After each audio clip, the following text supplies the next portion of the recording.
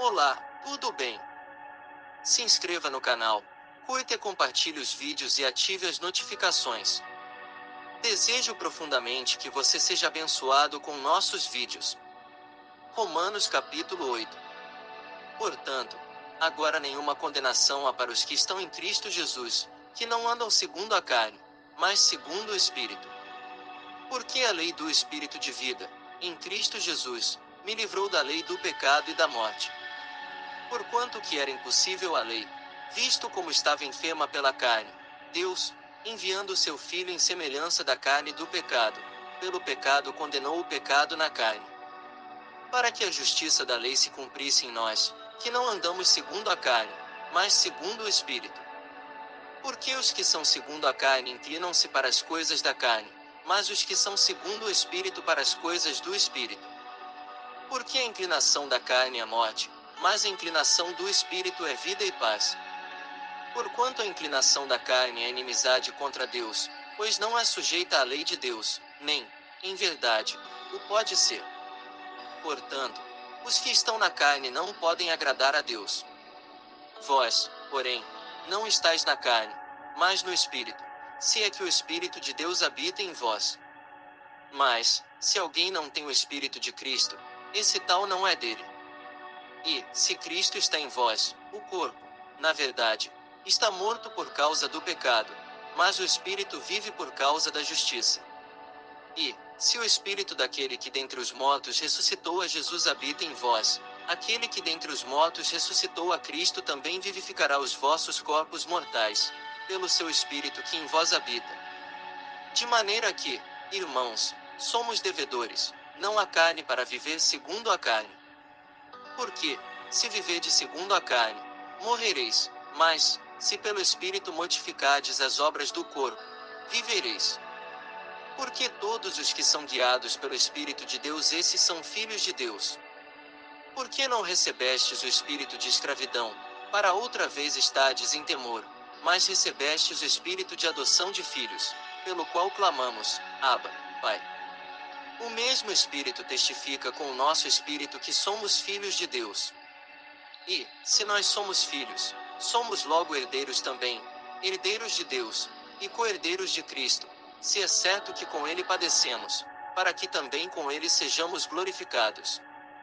Porque para mim tenho por certo que as aflições deste tempo presente não são para comparar com a glória que em nós há de ser revelada. Porque a ardente expectação da criatura espera a manifestação dos filhos de Deus. Porque a criação ficou sujeita à vaidade, não por sua vontade, mas por causa do que a sujeitou. Na esperança de que também a mesma criatura será libertada da servidão da corrupção, para a liberdade da glória dos filhos de Deus. Porque sabemos que toda a criação geme e está juntamente com dores de parto até agora. E não só ela, mas nós mesmos, que temos as primícias do Espírito, também gememos em nós mesmos, esperando a adoção, a saber, a redenção do nosso corpo. Porque em esperança fomos salvos. Ora, a esperança que se vê não é esperança, porque o que alguém vê como esperará? Mas, se esperamos o que não vemos, com paciência o esperamos. E da mesma maneira também o Espírito ajuda as nossas fraquezas, porque não sabemos o que havemos de pedir como convém, mas o mesmo Espírito intercede por nós com gemidos inexprimíveis. E aquele que examina os corações sabe qual é a intenção do Espírito, e é ele que segundo Deus intercede pelos santos. E sabemos que todas as coisas contribuem juntamente para o bem daqueles que amam a Deus, daqueles que são chamados segundo o seu propósito. Porque os que dantes conheceu também os predestinou para serem conformes à imagem de seu Filho, a fim de que ele seja o primogênito entre muitos irmãos. E aos que predestinou a estes também chamou, e aos que chamou a estes também justificou, e aos que justificou a estes também glorificou. Que diremos, pois, a estas coisas? Se Deus é por nós, quem será contra nós? Aquele que nem mesmo a seu próprio Filho poupou, antes o entregou por todos nós, como nos não dará também com ele todas as coisas? Quem intentará acusação contra os escolhidos de Deus? É Deus quem os justifica. Quem é que condena?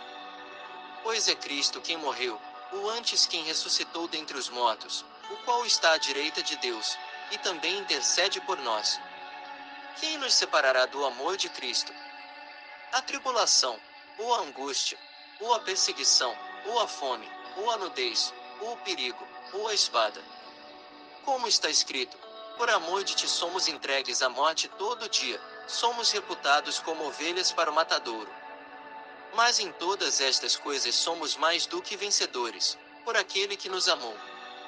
Porque estou certo de que, nem a morte, nem a vida, nem os anjos, nem os principados, nem as potestades, nem o presente, nem o porvir, nem a altura, nem a profundidade, nem alguma outra criatura nos poderá separar do amor de Deus, que está em Cristo Jesus nosso Senhor.